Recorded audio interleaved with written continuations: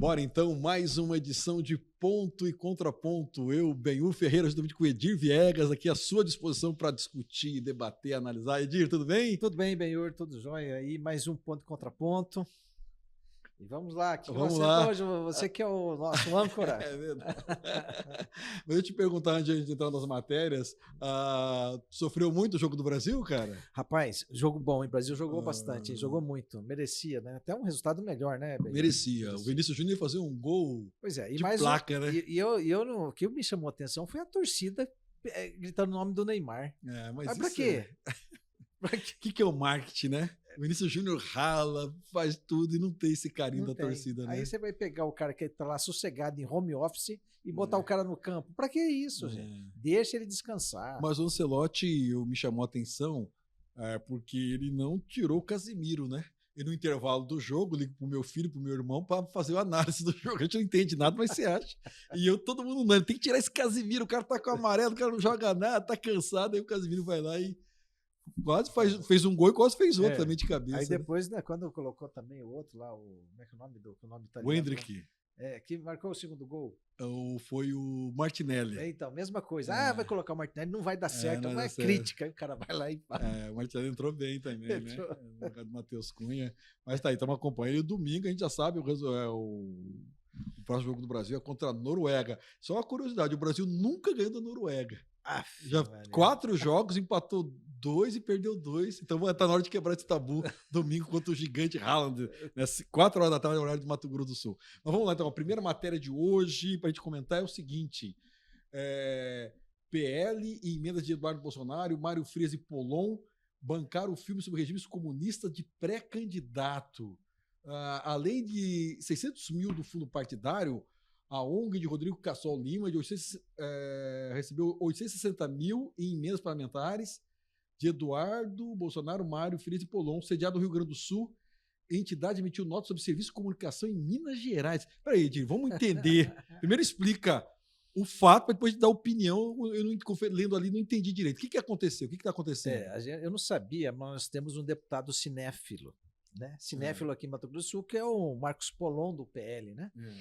Então, o Valdemar Costa Neto pegou 600 mil reais do fundo partidário e mandou para uma ONG, Passos da Liberdade, esse é o nome da entidade. Ela é presidida pelo Rodrigo Cassol Lima, né, que está produzindo um documentário cujo título é Nós, né?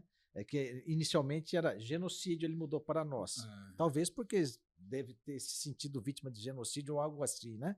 E trata aí, foram feitas filmagens fora na Europa, e nesse meio tempo entra aí esses 3 deputados e passam também dinheiro de emendas, dinheiro público, dinheiro da população, do contribuinte, assim como é também do fundo partidário. E o Marcos Polon destinou aí 200 mil reais em emendas para a produção desse filme. E é interessante isso, que o produtor é candidato a deputado no Rio Grande do Sul, e quem faturou a grana, que levou o dinheiro, foi uma produtora de Minas Gerais, né?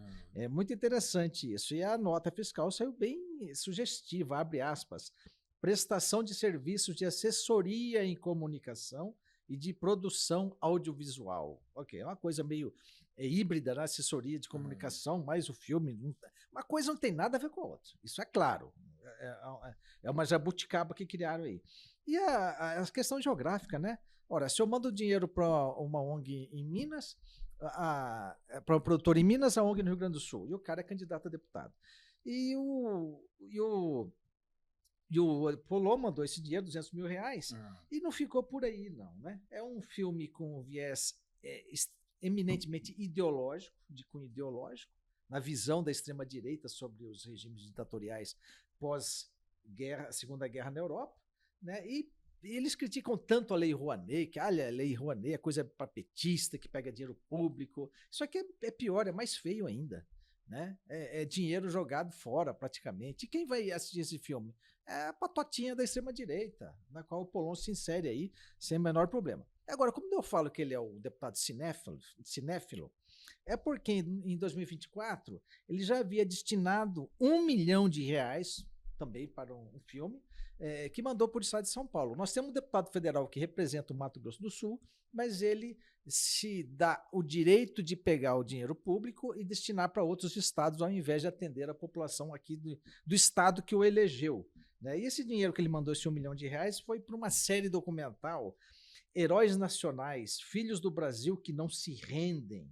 Agora, uma entidade, quem recebeu a grana? Uma entidade sem fins lucrativos, uma ONG, cujo nome é Instituto Conhecer Brasil, ICB. Agora, quem é a dona do ICB? É aí que chama atenção, é a Carina Ferreira da Gama. Para quem não lembra quem é Carina Ferreira da Gama, é a dona da produtora envolvida com o filme Dark House, esse aí do Vorcaro, que o Flávio foi lá e pegou 61 de um total de 137 milhões. E essa moça está envolvida também num contrato com a Prefeitura de São Paulo no valor de 108 milhões para a instalação de pontos de internet na cidade, que também não concluiu a instalação de tudo isso aí. Ou seja, você pega uma emenda de R$1 milhão do Polon, manda para uma ONG que está envolvida aí com Dark House, depois se descobre que ela tem um contrato de 108 milhões com o governo de São Paulo, tá? E não cumpriu, né? Aí você vê, cara, para que serve o dinheiro público, né? Qual é o objetivo disso, né? E a gente fica olhando. Agora, o Polon, assim, em função desse dinheiro de emenda, que ele diz que não foi, porque ele fala o seguinte, que quando ele viu para que era, né, ele falou, não, essa emenda foi enviada para um filme que não saiu do papel. E diante disso ele diz o seguinte, diz ter solicitado o cancelamento do empenho dos recursos para a destinação da verba. Só que não informou para onde foi o dinheiro. Ele pediu cancelamento, mas o dinheiro foi para onde? No site da Câmara dos Deputados, a informação que está lá é que a emenda foi paga integralmente.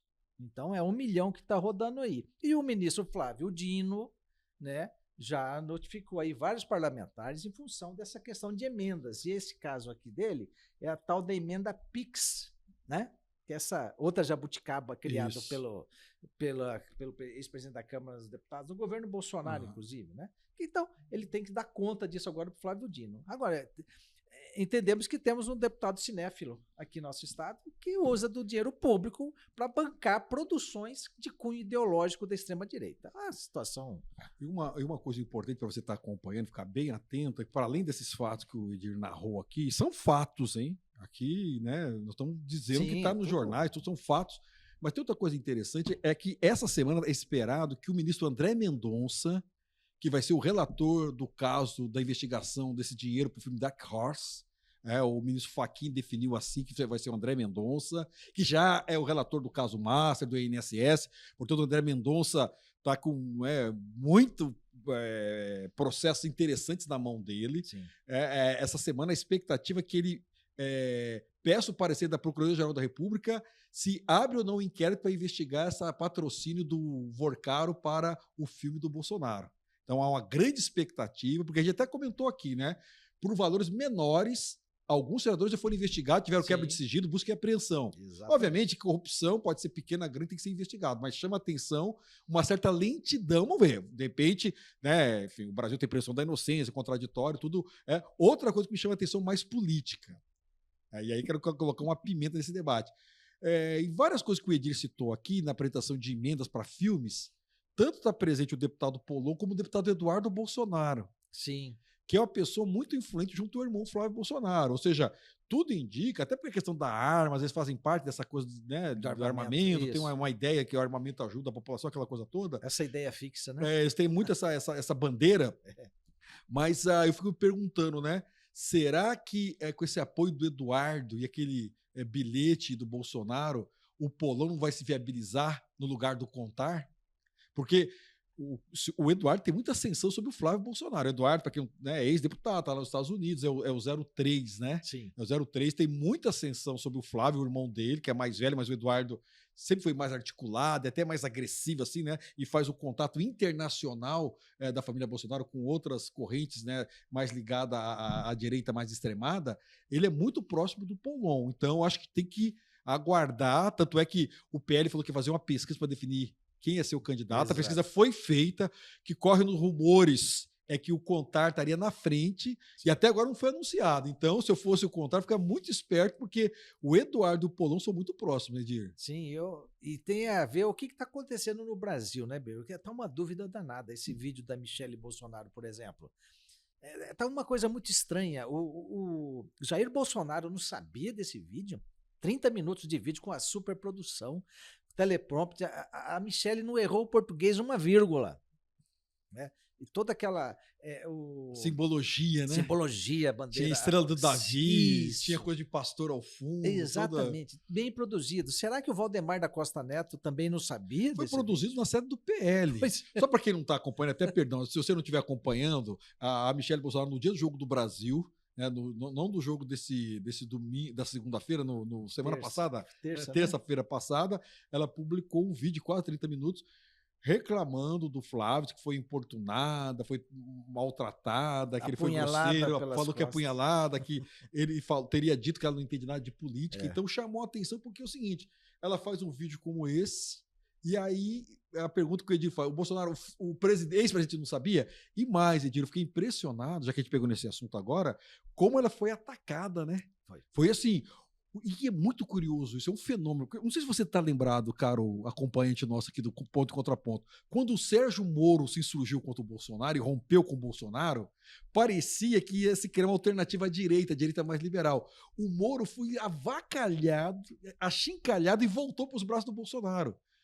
A Michelle, pelo menos por hora, eu estava vendo uma pesquisa hoje, uma enquete. Parece que o pessoal está dando razão para o Flávio, a militância bolsonarista. Sim. Tanto é que estão chamando a Michelle de Michelle Firmo, estão tirando até o Bolsonaro do nome dela. Enfim, hoje ela está tendo uma reunião, agora há pouco, eu não vi nada ainda. Ela de feminista, velho. Feminista. Né? Mas daqui a pouco a gente vai tratar desse assunto, que é o Paulo Figueiredo. Sim. Daqui a pouco a gente vai tratar sobre isso daí. Vamos mudar de assunto? Vamos. Pode ser? Vamos mudar lá? Bora. Essa questão da Venezuela. Ministro da Defesa cumpre missão na Venezuela em meio à ampliação de ajuda brasileira. O José Mussi se reúne com autoridades locais, enquanto o novo voo humanitário reforça operações de socorro. Rapidamente, né, Edira? A Venezuela, que enfrenta um problema muito sério, o chavismo, a ditadura, o Maduro, a intervenção americana, intervenção extremamente hipócrita, né? Ninguém louva o Maduro, ao contrário, o Maduro era um ditador nos Estados Unidos, claramente era a questão do petróleo, tirou o Maduro, colocou uma vice que é menos legítima que o Maduro, e agora, além disso tudo, esse terremoto. E lembra até um pouco o caso do Haiti, né? O Haiti vive uma crise política e econômica muito grande, também teve terremoto no Haiti, agora a Venezuela também.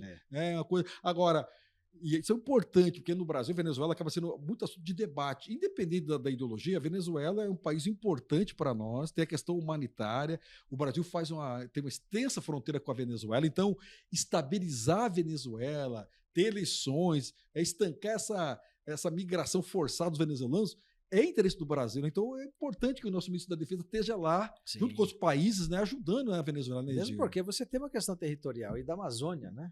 Que os Estados Unidos está de olho naquilo lá como se tivesse um gavião em cima da presa, né? Essa é a realidade. E o Brasil também tem que retribuir o gesto da Venezuela quando da pandemia faltou oxigênio lá em Manaus, né? Foi em Manaus. E a Venezuela doou oxigênio, que morreu muita gente. Se não fosse a Venezuela, teria morrido muito mais. Né? Porque simplesmente, na época, o governo federal entendeu. Eu lembro do Pazuello dizendo que essa questão do oxigênio não era um problema do Ministério da Saúde. Ele chegou a dizer isso. Foi terrível mesmo. Enfim. Né? Mas tem uma coisa também que eu queria chamar a atenção de quem está nos acompanhando, é que eu vi algumas pessoas comentando a respeito da Venezuela e aproveitando para travar uma luta ideológica. Tá vendo socialismo, tá vendo... Enfim, eu tenho a sensação que, diante de algumas questões que acontecem, a gente tem que minimizar a questão da ideologia e pensar mais na questão das pessoas, né? Em outras palavras, ideologia muito exacerbada, ideologias absolutistas, elas tiram a nossa humanidade. Vou dar 2 exemplos para vocês. Quando o Lula teve câncer, teve gente que entrava lá e dizia, tomara que morra de câncer. Quando o Bolsonaro foi esfaqueado, teve gente que falou, olha, o Adélio não fez bem o serviço, que o Bolsonaro morresse com uma facada. Agora, na Venezuela, a mesma coisa. Ou seja, isso não é política, isso é antipolítica, né? Por isso que vai debater ideia, discutir, denunciar o governo autoritário da Venezuela, tudo. Mas agora a pessoa desejar a morte de alguém, ou a pessoa celebrar o terremoto em outro país, dizendo, tá vendo? Enfim, acho que a gente Cuidado, hein, pessoal. Todo mundo tem que ter ponto de vista, não dá para viver sem ideologia, mas tem que ser uma ideologia que coloque o homem e a mulher no centro de tudo. Eu não acredito em nenhuma política que não tenha o homem e a mulher. Pode ser uma visão mais liberal, mais progressista, mas não dá para aceitar a gente quase que comemorando o desastre, né, da natureza lá na Venezuela, né, Edir? Não, é absurdo, é falta de empatia, né? Sei lá. Desumanidade, né? Desumanidade. Vamos para outro assunto, pessoal? Bora? Metade das canetas emagrecedoras usadas no Brasil tem origem no mercado informal. Metade! É isso mesmo, Edir? É muita coisa, né? É muita coisa mesmo, né? E é interessante, não é só essa questão. Tem gente que está consumindo, usando essas canetas, e nem sabe que ela vem do mercado informal, da pirataria. Porque como é que se controla isso? Todos os dias a gente lê notícias de apreensão de canetas aí introduzidas ilegalmente no Brasil. Agora, o que chama atenção também, Benhur, é um estudo que foi feito por essa Scantec, que é a destinação para que as pessoas, para que os brasileiros usam as canetas, né? Se fala caneta emagrecedora, né? Porque virou um jargão. Na realidade, ela foi criada para tratamento de diabetes, né? Mas hoje, olha só, combate à obesidade está no ranking, lá no topo do ranking. 29,5% dos usuários estão tentando reduzir aí a obesidade.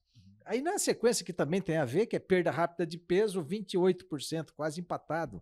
Controle do apetite, manutenção de peso, 24% e 23%. Aí que entra na questão da saúde. Ali até na frente, não que a obesidade não seja questão de saúde, mas de lá para baixo a estética.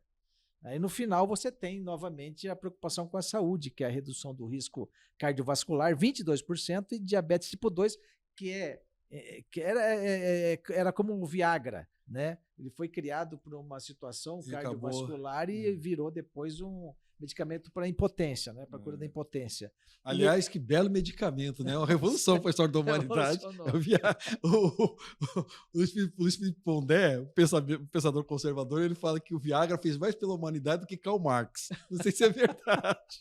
É possível. Eu estou com Pondé. Eu também. E no final a saúde, ela é que menos as pessoas se preocupam, mas virou uma febre mesmo, né? Eu conversando semana passada com um cirurgião bariátrico e ele recomenda a caneta em alguns casos. Eu recomendo quando se trata de fato da obesidade mórbida, porque o que ele ponderou, achei interessante. Falou, no longo prazo, apesar de todos os testes que tiveram, clínicos, né? Nós não sabemos ainda o que vem por aí. Aí já tem algumas situações. Isso aqui não é para não é alarmismo, não, mas existem duas situações já consolidadas e confirmadas com o uso da caneta, né? Dessas canetas, que é a queda de cabelos e também a pancreatite em alguns casos. É evidente que no caso da pancreatite estabeleceu-se que as pessoas já tinham uma tendência ali, já tinham uma, né? E aí esse medicamento ele ajudou a ampliar. Só que tem muita gente usando, Benhur, esse médico disse a mesma coisa, de forma recreativa. Vai lá, compra, usa, não quer saber procedência e, lógico, perde peso.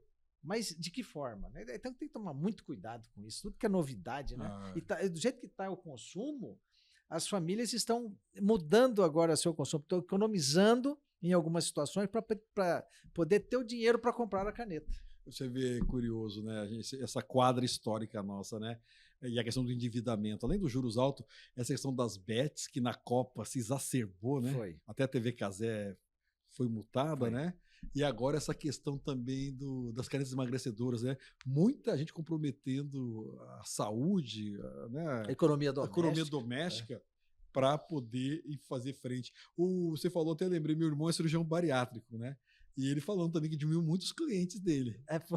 Muitos clientes por causa da questão das canetas emagrecedoras. Né? São duas fases, né? No caso da obesidade mórbida, é o uso da caneta e depois para recomposição, né? De tudo aí, geralmente é de cirurgia plástica, mas de fato são mudanças de hábito de consumo. Mas a gente vai trazer, hoje eu vi um artigo, Benhur, não me aprofundei, mas em função disso, o próprio agronegócio tem que ficar esperto. Já estão dando um alerta, porque o tipo de alimentação da população está mudando em nível mundial. Eu já ouvi essa história. né? Menos consumo de carne bovina. Então tem uma série de situações. Carboidratos também está sendo reduzido. As pessoas estão optando mais por alimentos naturais. Coca-Cola, por exemplo, tem gente que já não tem pavor de Coca-Cola, de refrigerante. Então vai mudar. E quem não tiver antenado nisso aí, olha, vai passar sufoco. Vai passar sufoco. Essas empresas, elas pesquisam muito na hábito. Algumas que comeu barriga dançou, né? Sim. Não sei se recupera. Eu tenho o exemplo acho que é da Kodak, não é? Tem um exemplo. Kodak tem. Kodak não se atualizou, não foi pro digital e acabou, né? Acabou, foi embora. Né? Vamos lá, vamos mudar de assunto? A gente está tratando faz tempo dessa questão aqui, né? STF, agora foi aprovada a prova liberar parte dos pagamentos penduricários. Só para explicar o que aconteceu, né, Edier, você vai complementando. Sim. O STF resolveu fazer valer o teto, que é o salário do ministro do Supremo. Muitos tribunais estavam extrapolando o teto, tinha gente do judiciário ganhando o triplo do que ganha o ministro do Supremo. Então estabeleceu o teto, que é R$46 mil. E os penduricários, o que é o penduricário? Auxílio alimentação, auxílio transporte. Aí teve tribunal que inventou auxílio livro, auxílio, né, nossa, creche, casa. O Supremo resolveu pôr fim a essa questão, o CNJ, né, claro, o Supremo é superior ao CNJ, enfim, regulamentou, e o próprio Supremo acabou dando uma aliviada, porque a pressão foi tanto dizendo, se eu não me engano, se foi esse penduricário até março de 2026, pode pagar, mas tem não pode extrapolar 35%. Eu não sei detalhes, Edier. Veio, de fato, aquela velha história do direito adquirido, né? A gente vê a situação do judiciário, eu penso que o STF perdeu a grande chance de por fim essa aberração jurídica, porque é uma aberração jurídica assim, você num país como o Brasil, com esses abismos sociais e ter uma casta, né, que é o judiciário, o Ministério Público recebendo 70, 100, 200 mil reais. Mas enfim, o que o STF estabeleceu hoje por 6 votos a 4, né? Você tem o teto, que não é teto, porque se você flexibiliza teto, não é mais teto. Na realidade, o que aconteceu foi isso. Acaba sendo piso, às vezes. Sim, porque quando você flexibilizar o teto, não é teto. Então pronto, esse é o primeiro retrocesso aí de uma medida do ministro Flávio Dino que a gente achava que ia avançar, que ia acabar com a folia aí, né? Mas, enfim, não aconteceu bem isso.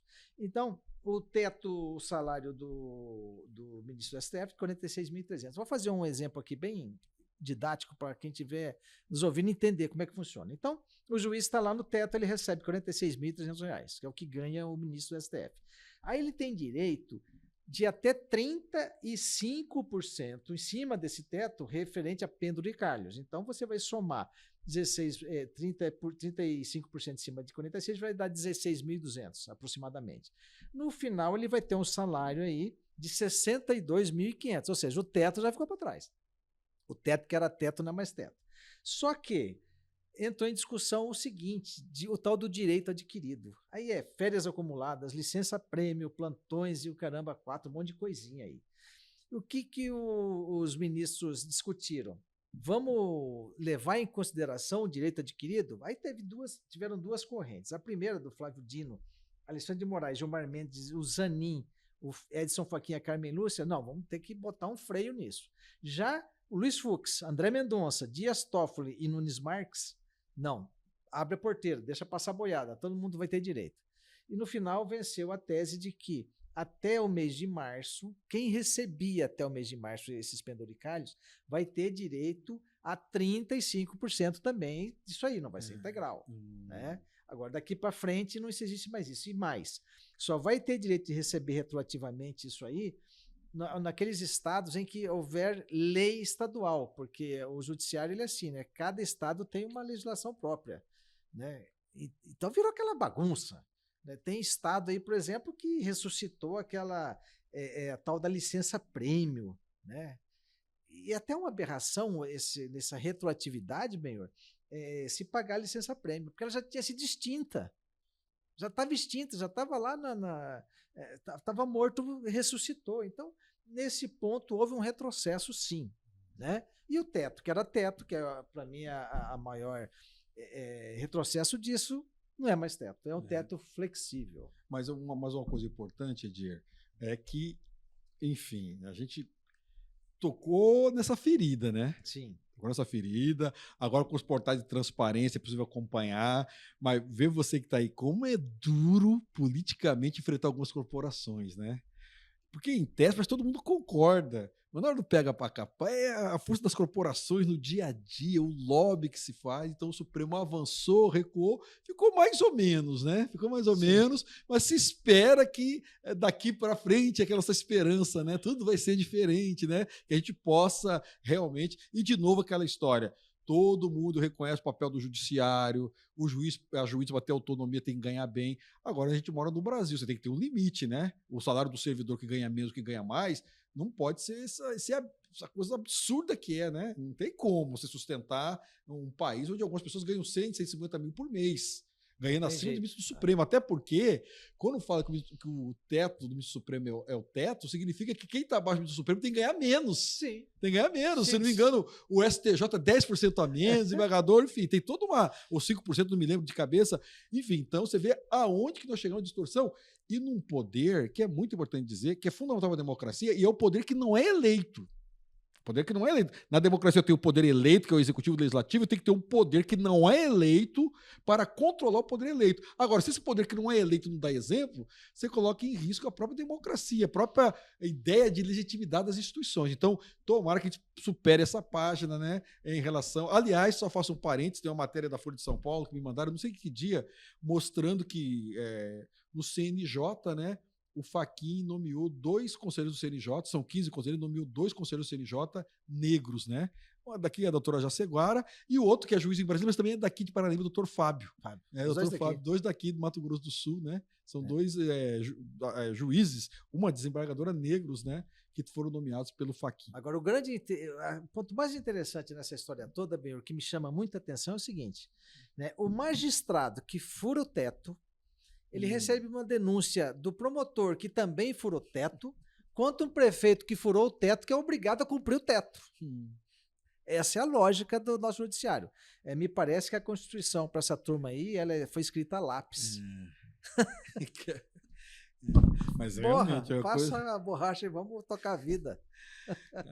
Vamos lá mudar de assunto? Rapidamente, só para dar esse informe, né? O governo lança o maior plano safra, né, com juros menores, foco em modernização do campo, pacote fortalece armazenagem, energia renovável e mecanismo de proteção contra perdas climáticas. O presidente Lula não participou da cerimônia, ele está no Paraguai, na reunião de cúpula do Mercosul. Quem participou foi o vice, o Geraldo Alckmin, o ministro da Agricultura, e amanhã o Lula lança um programa voltado para a agricultura familiar. Eu quero destacar que quando você vê os governos do Brasil, eu não tenho esse quadro aqui, o Edir que é bom fazer esses quadros, mas você vê que tem aumentado cada vez mais o gasto com a agricultura. Sim. O plano safra, mesmo o governo, né, o governo de esquerda, de centro-esquerda, mantém, porque o agro é importante, gera divisa, exporta, gera emprego, tudo. E confesso para vocês que estão nos acompanhando que acho que o agro tem muito preconceito com algumas correntes doutrinárias. Obviamente, cada um é livre para escolher, mas eu esperava de alguns líderes do agro uma atitude mais pragmática, né? Independente de governo, eu sou contra, pode ser a direita e a esquerda, que alguns setores sejam monopolizados por algumas correntes. Por exemplo, a direita quer tomar conta dos evangélicos, a esquerda acha que só ela pode, comandar os movimentos sociais. E acho que a questão do agro também tem muito preconceito, porque pode ganhar governo A ou B, você vê a força que tem o agro, né? Tanto de bilhões investido. E, aliás, quando falam, o Brasil está gastando muito, o déficit fiscal tem que cortar, tudo, eu sempre pergunto, cortar aonde? Exatamente. Cortar aonde? Esse debate eu acho muito importante. Veja, aqui ninguém é perdulário, a gente sabe que muitas vezes o gasto público ele acaba sendo mal utilizado, enfim, tem várias que a gente pode estar discutindo. Até li um artigo de hoje, não lembro o nome do economista, ele fazendo até uma proposta para 2027, né, a respeito ele acha que tem que aumentar a meta de inflação, em vez de ser 3% e para 4% a meta de inflação, e gerar um superávit primário de 2%, ele acha que isso poderia fazer cair a taxa de juros. O Brasil tem espaço para isso. O Brasil tem espaço. Nós estamos manietados nessa meta fiscal. Que aí, é irrealizável, digo de passagem, né? Totalmente. Num país como o Brasil, com diferenças sociais aí que você tem, o Estado tem que estar presente. Tanto isso é verdade, que a falência do Estado é que promove, que incentiva a criminalidade. Porque onde o Estado não está presente, o crime toma conta. É simples essa conta. Né? Onde eu não invisto em educação, eu tenho lá na frente um sujeito que está fadado aí a ser preso aí para a cadeia. Né? E tem mais um detalhe também do agro, que eu gosto de observar. Existe aquele discurso de que o agroalimento brasileiro alimenta assim em parte. Né? O agro, na realidade, do grande agro é tudo para exportação. É commodity e vai para exportação. Mas vamos dizer que o agro alimenta o brasileiro, sim, mas é pago. Não é comida de graça. Alguém paga. Então, vamos dizer. E outra, se está ruim para o agro, como se estiver ruim para o dono de posto de gasolina, se estiver ruim para quem for, deixa o negócio. Pode ter certeza. Alguém vai assumir aquele espaço e vai continuar produzindo. É assim. O capitalismo é isso, né? O agro precisa de recurso agora do fundo do pré-sal. Mas, gente, o fundo do pré-sal não é para isso. Né? Então, são situações que têm que ser discutidas assim. O agro é pop, o agro é top, mas, gente, tem um limite também. Né? Serviços, indústria, também é pop, também é top. E não tem, muitas vezes, o mesmo tratamento que tem o agronegócio com relação a verbas públicas. Vamos mudar de assunto? Bora! Essa questão é bem interessante. A TST condena a Ortobon a pagar 300 mil por ausência de mulheres na gerência. Uma decisão do TST. Só para explicar para você que está nos acompanhando, a Ortobon tem, acho que, uma unidade em Arapongas, no interior do Paraná, e foi feito um levantamento, uma ação civil pública, na verdade, mostrando que, acho que de 22 gerências, não tinha nenhuma mulher nessas gerências. O que fez o Ministério Público? Pediu para que a Ortobon explicasse objetivamente por que não tinha mulheres. E eu levantei essa discussão no outro programa e alguém falou assim, mas a CEO da Ortobon é uma mulher. É verdade, é uma mulher, eu fui ver depois, é uma mulher. Mas isso não invalida a discussão. Qual é a discussão? Veja, o tribunal não obrigou a Ortobon a nomear mulheres como gerentes. Só cobrou uma explicação objetiva por que não tem mulheres em 22 gerências. Sendo que tem várias mulheres no quadro. Você percebe? E outra coisa importante, eu não vou aqui cansar vocês com juridiquês, mas é um debate muito interessante na área dos direitos fundamentais, é o chamado direitos fundamentais aplicados a particulares, que é mais ou menos o seguinte, o Estado, a gente tem várias regras para domar o Estado, né? Então o Estado é o princípio da legalidade, a igualdade, né? Várias coisas. Tem que ter concurso, de preferência, aquela coisa toda. A pergunta é, o particular, o empresário, está livre para fazer o que quiser?